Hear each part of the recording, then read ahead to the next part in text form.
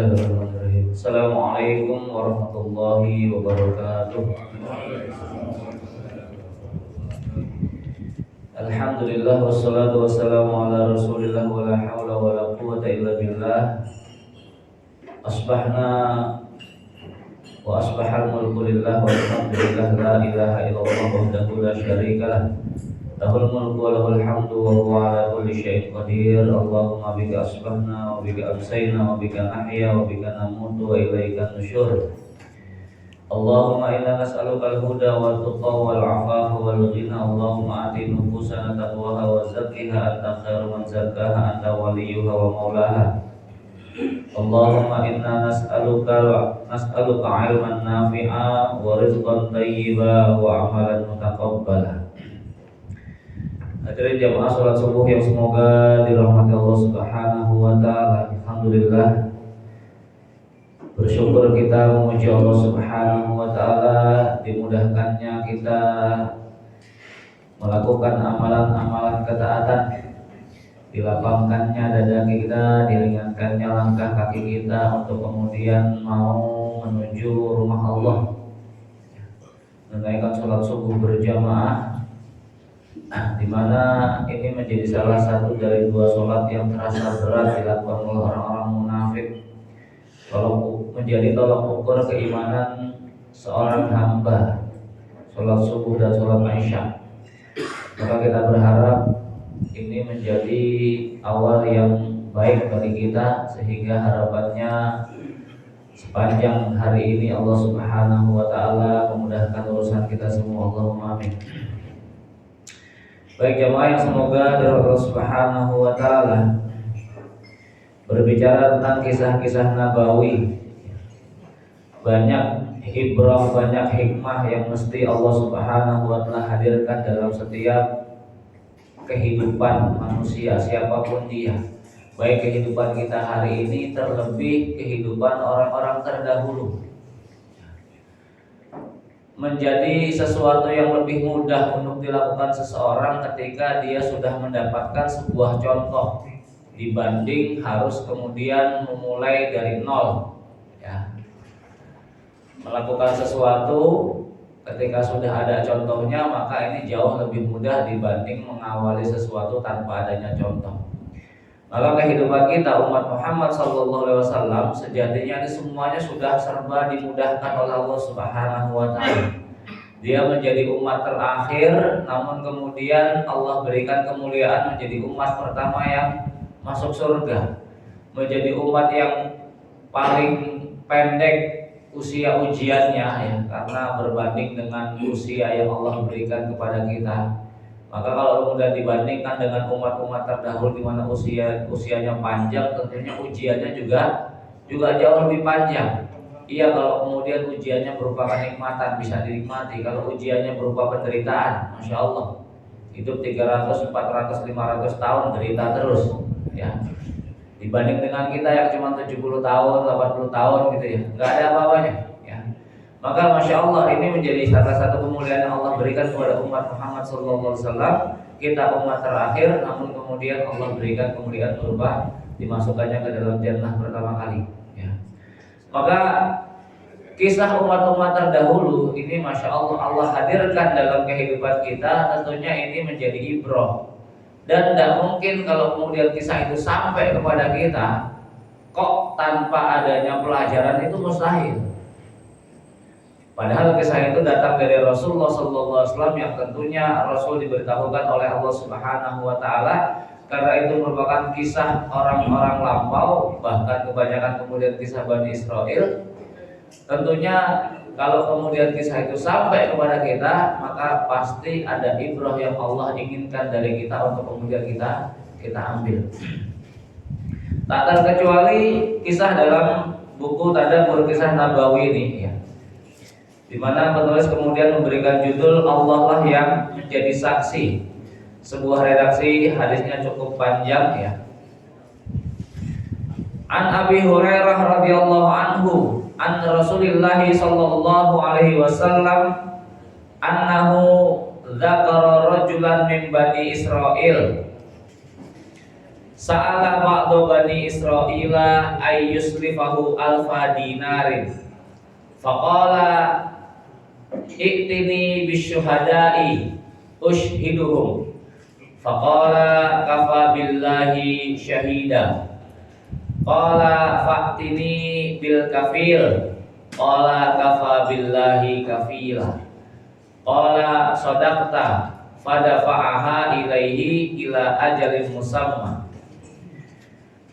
Fakharaja fil bahri faqada hajatahu summal tamasa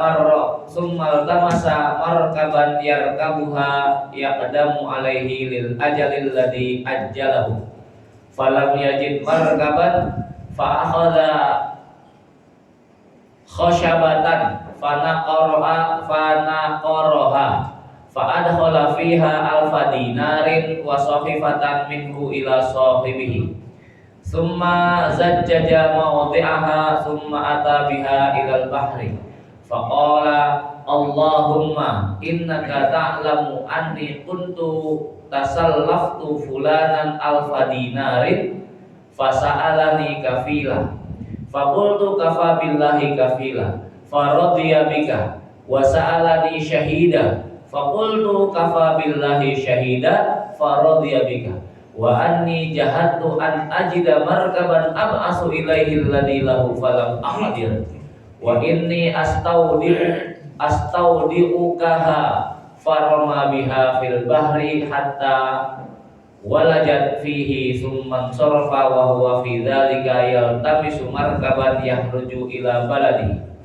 Fa kharaja ar-rajulu alladhi kana aslafahu yanzuru la'alla markaban qad jaa'a bimalihi fa idza bil khashabatil lati fiha al-mal fa akhadhaha li ahlihi khataban falamma nasharaha wajada al-mala was-sahifah.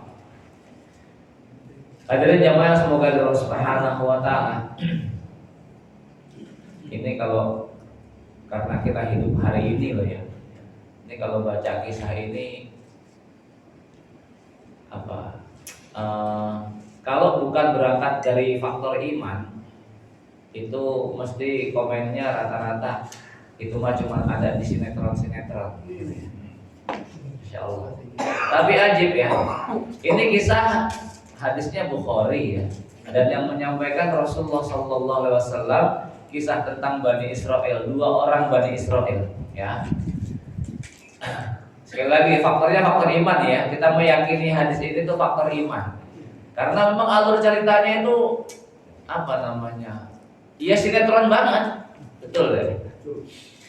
Abu Hurairah radhiyallahu anhu meriwayatkan bahwasanya Rasulullah SAW menceritakan bahwa ada seorang lelaki dari Bani Israel yang meminta supaya dipinjamkan 1000 dinar. Pinjam 1000 dinar, tak tanggung-tanggung ya.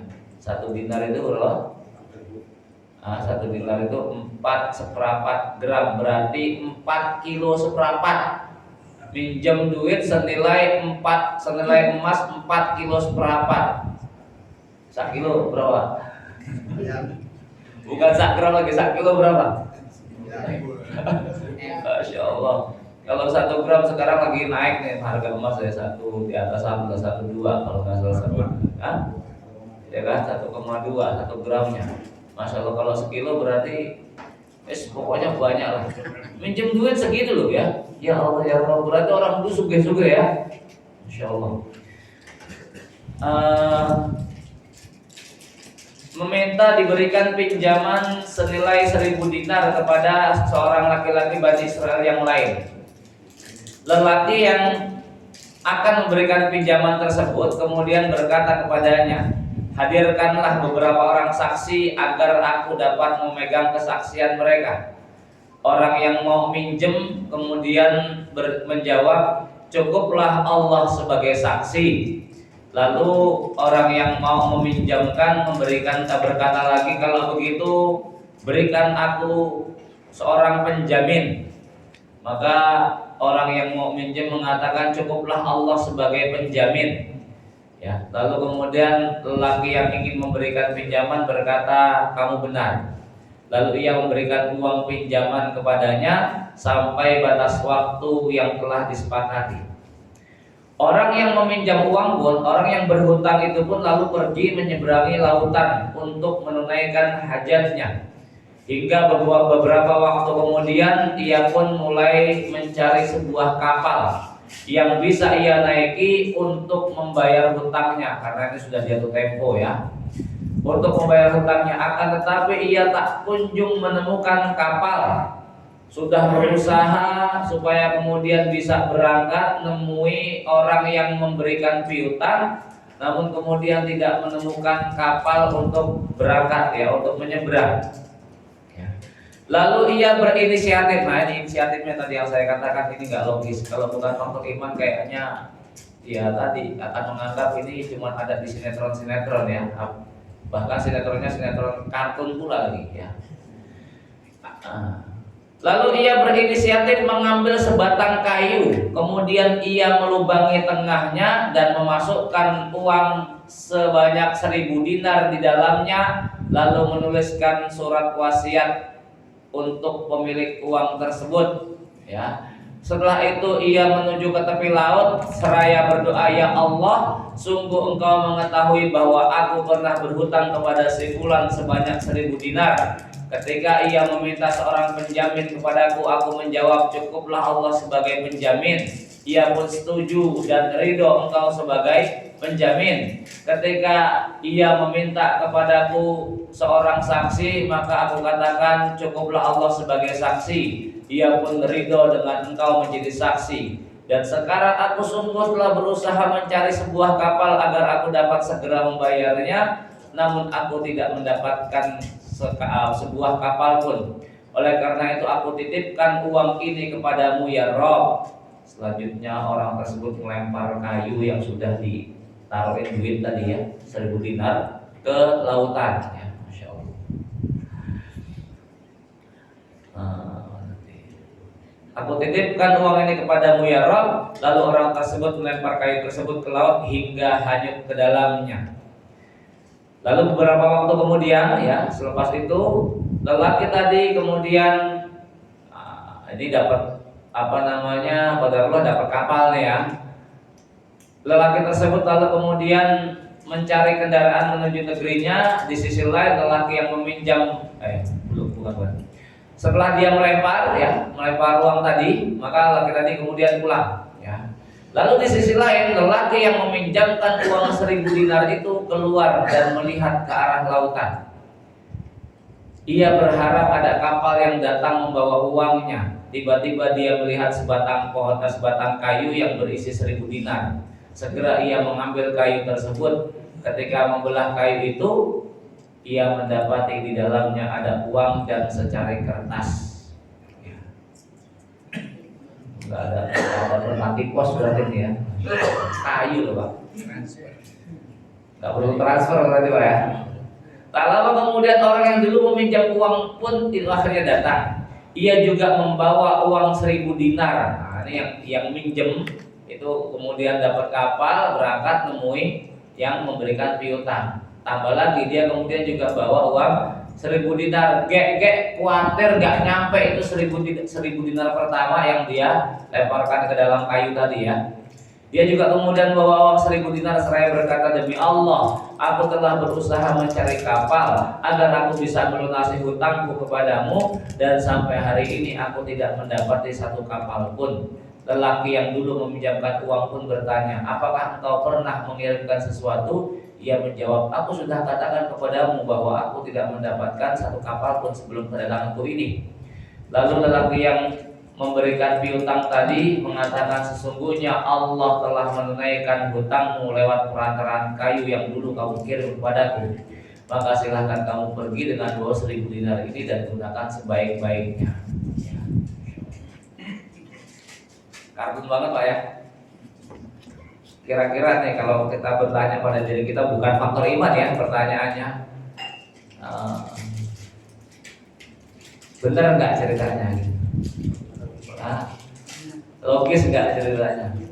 Mana ada 1.000 dinar loh ya. Ya kalau cuma 100 perak sih mas, ya 1.000 dinar dilempar begitu aja ke tengah lautan ya. Saya kemudian mengatakan, ya Rabb, aku titipkan uang ini kepadamu ya. Masya Allah. Baik jamaah yang semoga Allah Subhanahu wa Ta'ala ya, ini kisah ajib ya. Beberapa kisah di kisah kedua, ketiga, keempat, kelima ini lebih berbicara tentang masalah hutang piutang, kisah-kisah orang yang kemudian memberikan pinjaman kepada pihak yang lain. Ya. Kisah tersebut mengandung banyak pembelajaran berharga ya. Di antaranya dalam kisah-kisah tersebut menunjukkan ada orang-orang soleh sebelum kita yang memang sudah Allah Subhanahu wa Ta'ala ciptakan. Dan sekali lagi dalam mukadimah kita katakan, kemudahan yang Allah berikan bagi kita adalah ketika Allah menjadikan kita termasuk umat terakhir, umat akhir zaman, di mana sudah banyak hidup dan sudah banyak kisah orang-orang terdahulu. Baik kisah itu adalah kisah mereka orang-orang soleh dengan ending yang happy yang Allah berikan kepada kita, kepada mereka, termasuk kisah orang-orang fajir dan bagaimana akhir penutup kehidupan mereka. Kita yang hidup hari ini sekedar kemudian nyontoh, ngambil pelajaran dari kisah mereka, ya, sehingga nggak perlu lagi kemudian nyari-nyari jalan, nggak perlu lagi kemudian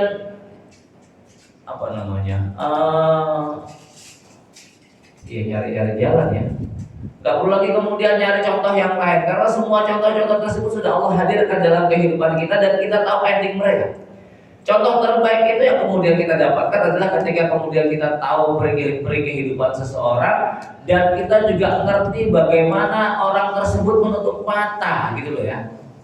Jadi gak cuma kemudian kisah semasa dia hidupnya kok baik, tapi kemudian kok akhirnya kita nggak ngerti ya.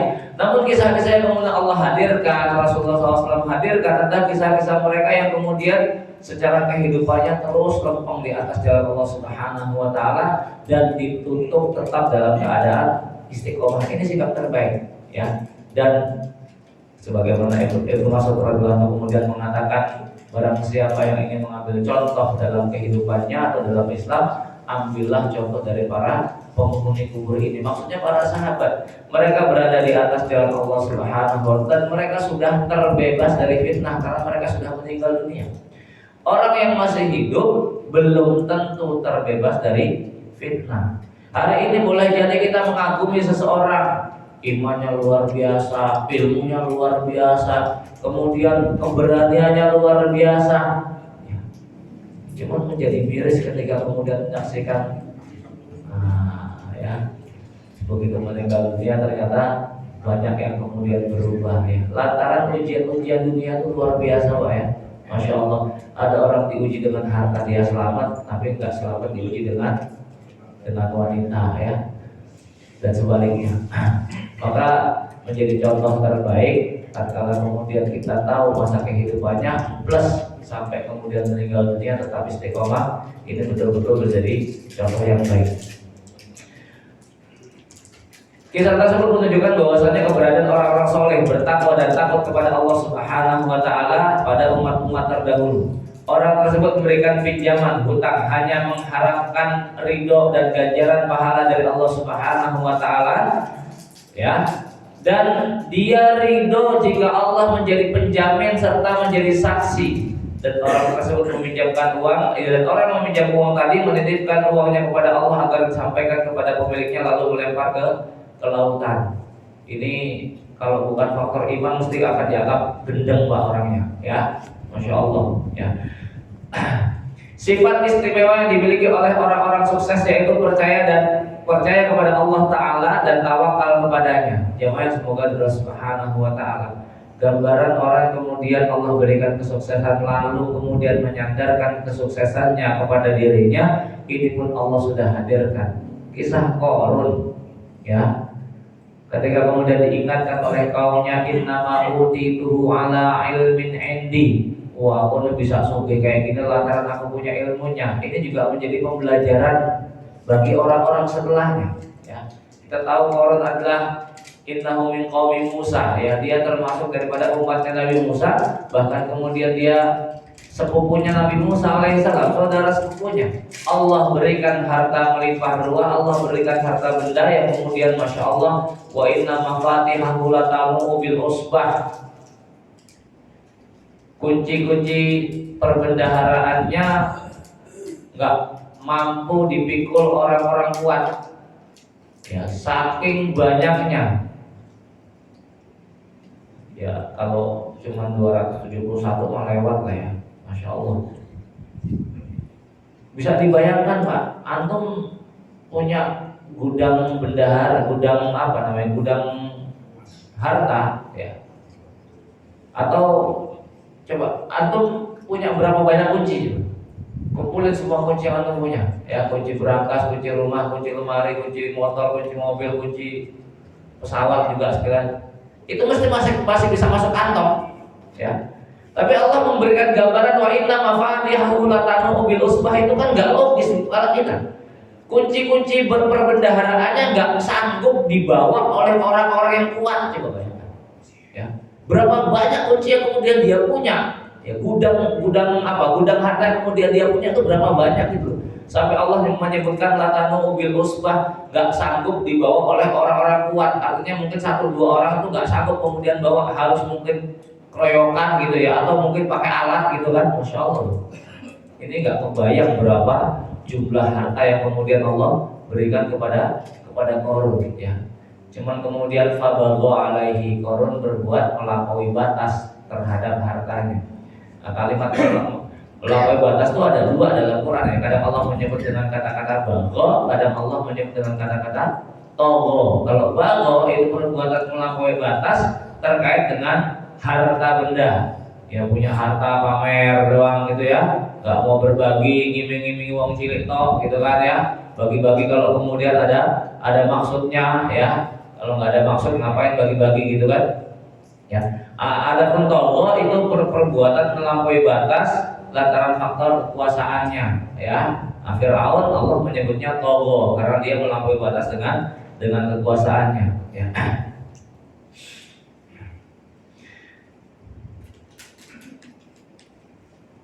Kisah tersebut juga menjelaskan bahwasanya pinjaman yang baik itu disyariatkan dan bahwa orang yang memberikan pinjaman itu memiliki pahala besar. Jamaah yang semoga dari Allah Subhanahu wa taala. Pinjam meminjam ini akadnya adalah akad tolong menolong ya. Namun kondisi hari ini sesuatu yang kemudian sifat akadnya adalah tolong menolong pun itu dijadikan sebagai bisnis ya. Iya, tolong menolong itu dijadikan sebagai bisnis. Maka nggak sedikit orang kemudian berkomentar, hari ini mana ada orang ngasih pinjaman nggak pakai riba. Ada yang komen begitu? Hah? Hati-hati komen kita itu doa kita. Dan saya katakan wallahi, orang kemudian punya komen, hari ini mana ada orang yang kemudian mau ngasih pinjaman tanpa adanya riba, itu akan Allah sulitkan bertemu orang-orang baik yang memberikan pinjaman cuma-cuma. Kenapa? Tanpa dia sadar dia telah bersuudzon kepada Allah Subhanahu wa taala, sudah enggak ada orang baik. Ya? Yo iya. Ya. Itu komen-komen negatif semua kayak begitu. Dan tanpa disadari komen itu mengandung suudzon kepada Allah Subhanahu wa taala. Hari ini mana ada tak zaman sekarang, zamannya udah kayak begini, mana ada orang mau ngasih pinjaman tanpa riba. Wallahi saya katakan dia nggak akan menemukan orang baik yang memberikan pinjaman cuma-cuma. Karena sudah suudzon kepada Allah Subhanahu wa taala. Sementara dalam hadis qudsi Allah kemudian mengatakan, "Ana 'inda dzanni 'abdi bi," aku sesuai prasangka hambaku terhadapku. Kalau orang tadi sudah berprasangka hari ini gak ada zaman baik ya Rob, gak ada orang mau kemudian berikan pinjaman kecuali pasti pakai bunga, Allah bakal temukan dia dengan orang-orang macam kayak begitu. Ya, naudzubillah. Coba kalau kemudian terus berhusnuzon kepada Allah Subhanahu wa taala, insyaallah akan Allah mudahkan. Ya, masya Allah. Tapi jemaah semoga Allah Subhanahu, yakin gak? Ya, yakin gak? Yakin dulu, nanti Allah bakal apa namanya? Pertemukan dengan orang-orang baik. Yang penting husnuzon dulu sama Allah Subhanahu wa taala. Karena kehidupan kita, Pak, ya, apa yang kemudian kita alami dalam kehidupan kita itu berbanding lurus dengan husnuzon kita kepada Allah Subhanahu wa taala. Ya. Yakin. Apa yang kemudian kita alami, coba kemudian kita merenung. Ya. Ketika kita mendapatkan sebuah musibah atau mendapatkan sebuah kenikmatan, ya, sebaliknya. Coba ketika kita mendapatkan sebuah kesulitan atau musibah, coba kita renung, kita pernah suudzon nggak sama Allah Subhanahu wa taala? Karena mesti apa yang kemudian kita dapatkan itu sesuai dengan prasangka kita kepada Allah Subhanahu wa taala. Maka tatkala kemudian kita ridho dengan apa yang Allah berikan kepada kita, Masya Allah, falahur ridho wa insahidho falahur suhd. Kalau kemudian murka, maka baginya kemurkaan. Jamaah semoga Allah Subhanahu wa taala sebuah gambaran sikap ridho manusia, ya, sebuah gambaran sikap ridho para sahabat ridwanullah alaihim terhadap Allah Subhanahu wa taala. Maka ini sebuah titel yang Allah berikan kepada generasi para sahabat radhiyallahu anhum wa radu'an. Allah ridho terhadap mereka, mereka ridho terhadap Allah Subhanahu wa taala sehingga menjadikan Allah ridho terhadap mereka. Itu kalau hari ini Allah nggak memberikan gambaran nyata, mungkin kita juga masih bingung untuk kemudian memahami kalimat radhiyallahu anhum wa radu'an. Bagaimana cara seseorang ridho terhadap Allah sehingga Allah ridho terhadap mereka? Karena ujian yang Allah berikan kepada kita hari ini, ujiannya masih bersebatas yang sangat-sangat ringan, ya, ringan sekali. Cuma ternyata Allah hadirkan di hadapan kita satu kondisi manusia yang gambaran ridhonya itu mendekati keridhoan para sahabat terhadap keputusan Allah Subhanahu wa taala. Ya. Wanita-wanita Gaza, ya, para ibu-ibu wanita, ibu-ibu orang Gaza ini, Masya Allah, rumahnya hancur, anaknya ditangkap, nggak lama kemudian tersebar berita atau kemudian dapat berita anaknya sudah syahid. Kemudian keluarganya habis. Sang ibu mengatakan, ya Rob, rumahku hancur, aku ridho ya Rob. Anakku ditangkap, aku ridho ya Rob. Dan kemudian anakku syahid, aku ridho ya Rob. Ya Rob, apalagi yang kau inginkan dariku, ambil semuanya, aku ridho selama engkau ridho ya Rob. Ya, Masya Allah, ya. Dan ini nyata, Pak. Mungkin kita kalau kemudian hanya sekedar membaca kisah para sahabat gitu ya, kisah istrinya Ummu Salamah, ya, istrinya Abu Talha, yang kemudian diuji dengan anaknya meninggal dunia, lalu kemudian Abu Talha belum pulang dari jihad ini, anaknya sakit kan, kemudian meninggal dunia, lalu kemudian mendengar kabar Abu Talha mau pulang, dia padahal anaknya meninggal nih, anaknya didandannya rapi, kemudian diselimuti seolah-olah tidur gitu ya, Masya Allah. Lalu kemudian untuk Ummu Salamah ini yang nantinya bakal dinikahi oleh Nabi Sallallahu Alaihi Wasallam selepas kemudian Abu Talha syahid itu, ya. Lalu kemudian karena Abu Talha pengen pulang, dia berdandan, dia bersolek, ya. Ketika pulang, lalu kemudian suami nanya, gimana kondisi anak kita? Alhamdulillah sudah istirahat gitu ya, sudah pulas tidurnya gitu. Lalu kemudian melayani dengan baik sampai kemudian ketika ngobrol-ngobrol ringan bertanya kepada Abu Talha, bagaimana apabila ada seseorang yang menitipkan barang kepada orang lain lalu orang itu datang minta barang titipannya, ya harus dikembalikan, ya, karena itu barang titipan. Nah, Allah yang menitipkan anak kepada kita sudah mengambil anak kita, ya, Masya Allah. Lihat ya, sikap ridhonya terhadap semua keputusan Allah Subhanahu wa taala berikan itu kan, kalau hari ini Allah nggak hadirkan kisah warga Gaza itu, kita sulit untuk memahami bagaimana mungkin ada orang punya kemudian kualitas iman macam kayak begitu bisa sedemikian enjoynya menghadapi beragam macam ujian dalam kehidupannya, seolah-olah nggak punya perasaan gitu loh, ya. Apalagi ini seorang wanita, ya. Jadi wanita itu kan umumnya paling baperan kan, paling histeris kalau kemudian ada kematian. Nah ini di hadapan kita Allah hadirkan wanita-wanita Gaza yang kemudian keluarganya habis, tempat tinggalnya hilang.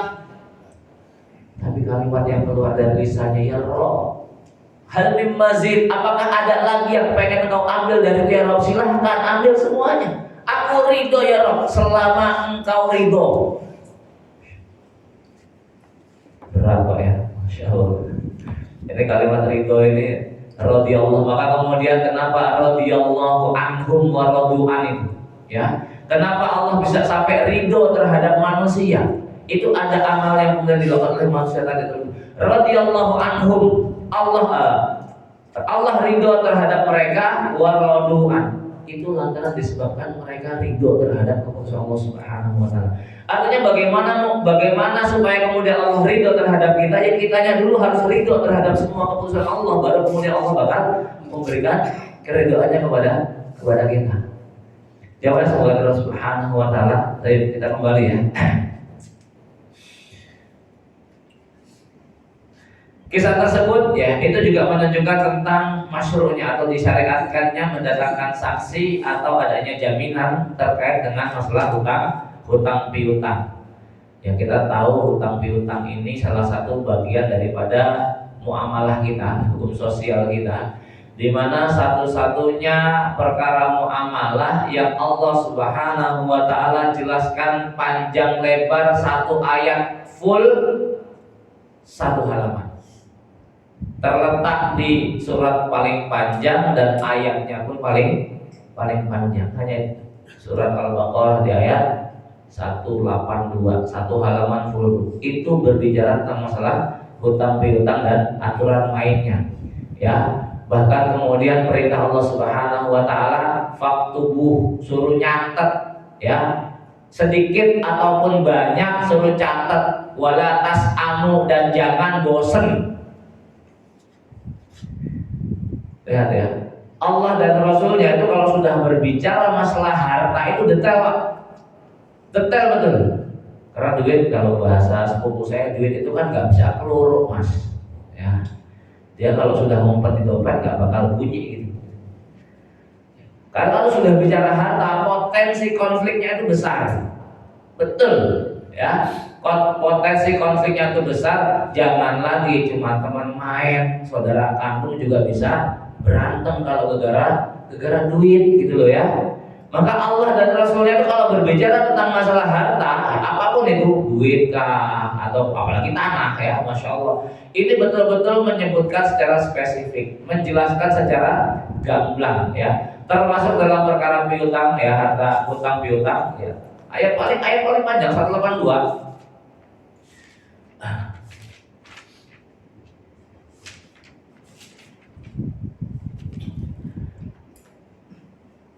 Wala ya'baka tibat ayyaktu baka ma'allamahullahu falyaktub wal yumlil ladzi 'alaihi al-haq wal yattaqillaha rabbah wala yabkhas minhu syai'an. Ya. Ya. Perintah Allah Subhanahu wa taala, punya hutang, ada urusan piutang, catat. Nah, terkadang yang hutang juga enggak tahu diri juga, kita pengen nyatet, saya enggak percaya sama ini. Ini bukan masalah percaya enggak percaya. Ya. Bagian daripada syariat kita tuh macam kayak begitu. Gitu loh ya. Bukan masalah percaya nggak percaya. Kalau percaya kita sama-sama satu jamaah gitu kan, sholat juga jejer. Cuman kan siapa yang tahu yang namanya setan gitu loh ya. Namanya setan, tambah lagi kan kita nggak tahu umur kita.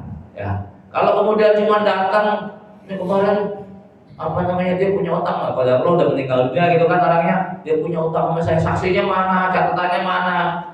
Ya, iya kalau kemudian ahli warisnya ridho mau bayarin gitu ya. Kalau nggak itu nggak ada saksi, nggak ada catatan gitu kan, udah lewat lah tuh ya.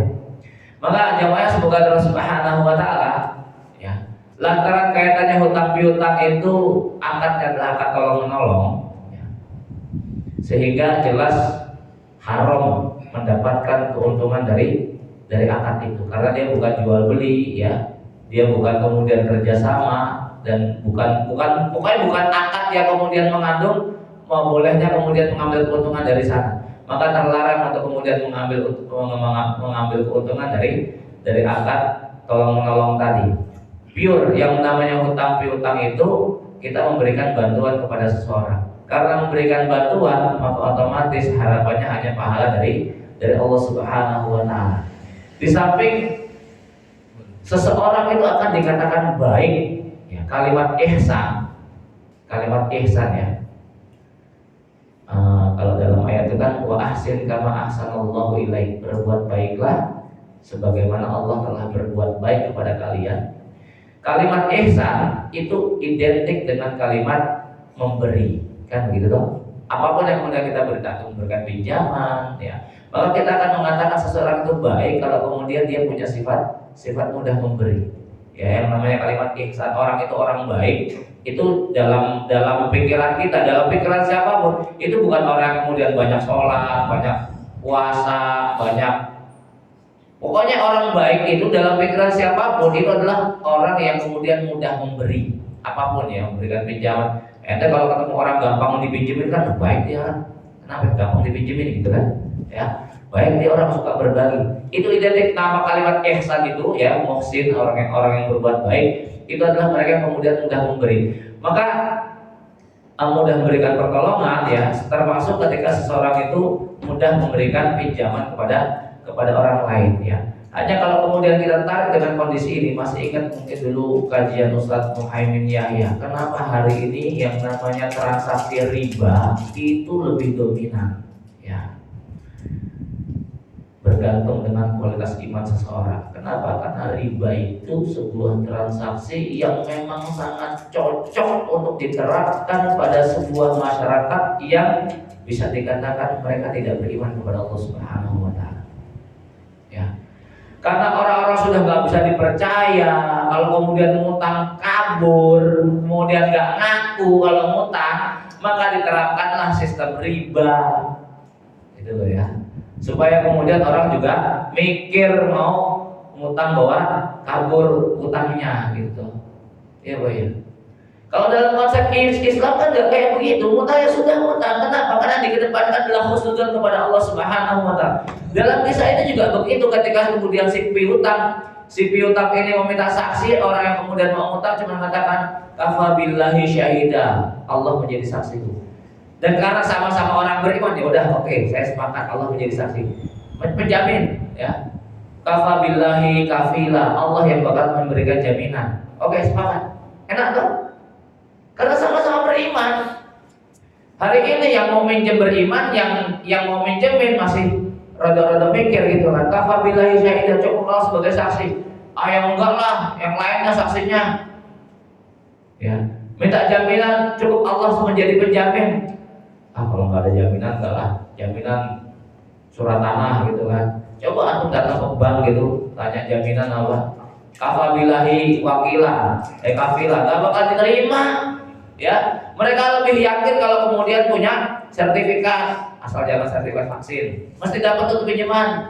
Ya, kalau antum cuma bilang kafa billahi kafila, nggak bakal diterima sama pihak bank ya. Maka jemaah semoga Allah Subhanahu wa Ta'ala ya, terkhusus bagi kita hari ini Allah berikan kelebihan berupa harta ya, berikan kemudahan kepada saudara-saudara muslim kita ya. Tujuannya, lantaran tujuannya bukan bukan bisnis gitu kan, maka tidak ada tujuan dari memberikan pinjaman kepada saudara kita itu kecuali tujuannya adalah mengharap ridho Allah Subhanahu wa Ta'ala. Dan ini harus proporsional dalam menyikapi hadis-hadis masalah hutang piutang. Artinya jangan sampai kemudian kita yang mau minjem ini salah pakai hadisnya, kita yang mau minjemin salah pula pakai hadisnya ya. Buat orang yang kemudian mau memberikan piutang, maka hadis-hadis yang kemudian kita pakai adalah bagaimana kemudian Allah memberikan memupuk harapan dengan hadis-hadis Allah bakal menghilangkan kesulitan seseorang yang menghilangkan kesulitan saudaranya di dunia ya. Artinya Allah akan barang siapa menghilangkan kesulitan saudaranya dalam kehidupan di dunia, maka Allah akan menghilangkan kesulitannya dalam kehidupan di akhirat. Ini hadis yang kemudian kita pakai kalau kemudian buat orang-orang memberikan piutang ya, supaya kemudian semangat berbuat baiknya itu lebih lagi. Adapun kemudian orang yang berhutang, yang pengen hutang, maka hadis-hadis yang dipakai itu ancaman Nabi Sallallahu Alaihi Wasallam, sikap Nabi Sallallahu Alaihi Wasallam yang nggak mau nyolatin orang yang masih punya hutang, gitu loh. Jangan orang datang nih mau ngutang, datang sama kita, gitu kan? Ya kemudian kita pakai hadisnya, hati-hati loh kalau ngutang, kalau mati jangan lagi mati biasa, mati syahid aja tertahan masuk surganya. Ya kebalik, pakai hadisnya ya. Kita yang mau ngutang itu mikir-mikirnya tuh hadis-hadis ancaman ya, ancaman tentang orang yang kemudian hutang dan gak bayar hutangnya. Terlebih lagi ketika dari awal sudah niat gak pengen bayar. Ngutang dari awal niatnya gak pengen bayar, apa kata Rasul? Lisun, maling, gitu ya. Cuma kalau dari awal niatnya sudah pengen bayar, maka Allah Subhanahu wa taala akan mudahkan urusannya. Karena nih masih apa namanya? Masih ibrah berikutnya ya.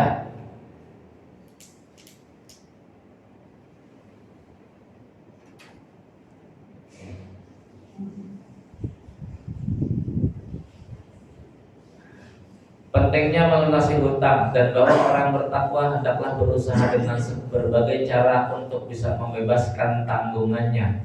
Dalam kisah tersebut diabadikan dalam kisah Nabawi di mana ia menetapi waktu yang telah disepakati, bahkan berusaha keras untuk mengirimkan utusan dan datang langsung untuk melunasi hutang yang dulu pernah diambilnya. Dan orang-orang yang kemudian memang dari awal sudah kemudian berniat berhutang lalu kemudian bertekad akan melunasinya, Allah bakal menyampaikan pada hajatnya. Ya, dalam kisah ini sudah jelas banget orang tadi ya betul bersungguh-sungguh ingin melunasi hutang tersebut sesuai dengan jatuh tempo, yang kemudian qadarullah sampai batas waktu temponya hampir jatuh, dia sudah berusaha untuk kemudian bisa datang ketemu orang yang berpiutang ya. Namun kemudian tidak ada sarana yang bisa menyampaikan dia kepada tempat orang yang piutang tadi, sampai kemudian ngambil keputusan nekat ya. Itu mungkin kalau dua orang Pak, kalau berdua itu Pak ya. Misalnya ya, antum sama saya gitulah ya. Antum nemenin saya ke tengah lautan gitu kan, nyari kapal nggak ketemu. Jadi gimana nih kita masukin dalam botol plastik aja deh duitnya, terus bismillah kita lempar gitu. Itu bisa dibego-begoin gitu. Oh gimana enggak? Ya. Tapi Masya Allah ini berbekal dari faktor iman mereka kepada Allah Subhanahu wa taala sampai orang tersebut melakukan sesuatu yang di luar nalar gitu kan. Logikanya itu kan lautan nggak jelas arusnya kemana, anginnya ngarahkan kemana kan begitu ya.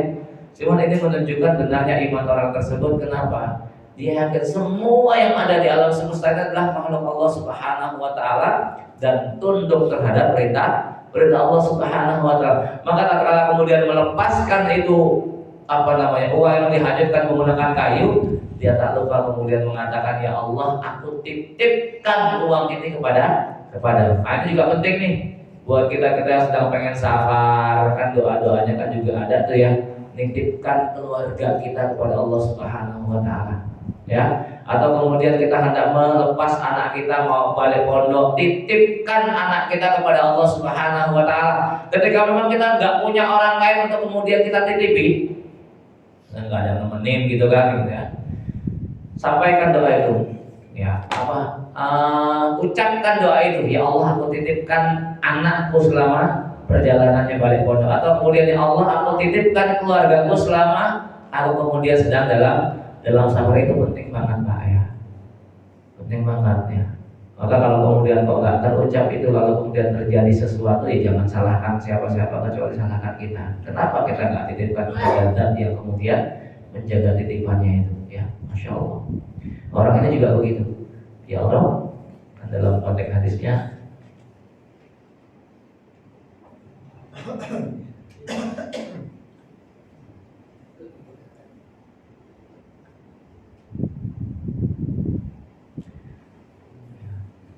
dalam konteks hadisnya itu kan apa tadi?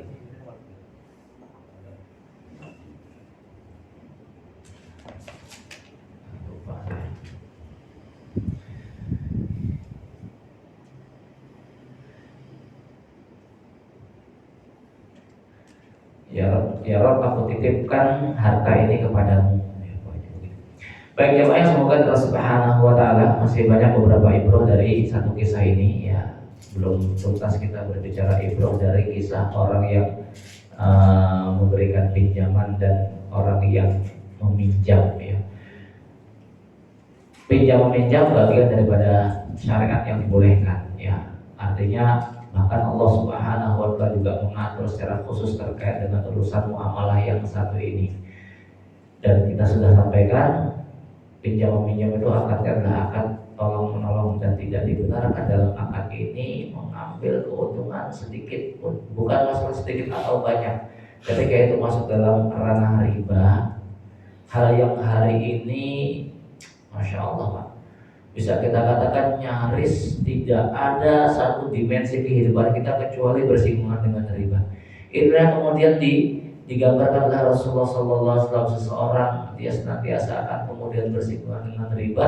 Seumpama dia kemudian terbebas dari ribanya, maka paling tidak dia mesti terkena debu-debu riba ya.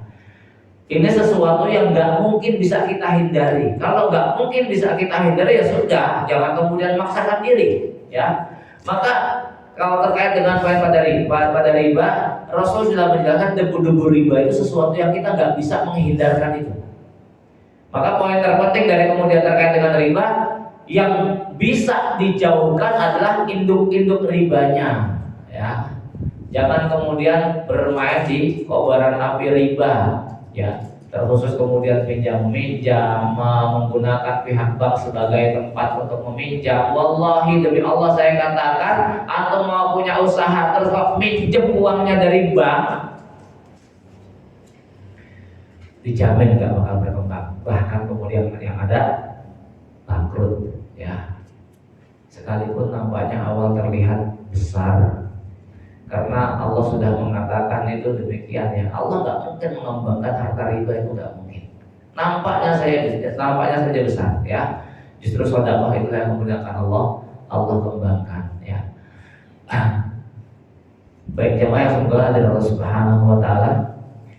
Demikian ya, mudah-mudahan kajian kita di pagi ini diridhoi Allah Subhanahu wa taala, dan mudah-mudahan kita dimudahkan untuk mengambil pembelajaran, ibrah serta hikmah di balik kisah-kisah nabawi yang Rasulullah SAW berikan di hadapan kita. Kita tutup dengan doa kafaratul majlis. Subhanallahumma wa bihamdika asyhadu an la ilaha illa anta astaghfiruka wa atubu ilaik. Wa sallallahu ala nabiyyina Muhammadin. Assalamualaikum warahmatullahi wabarakatuh.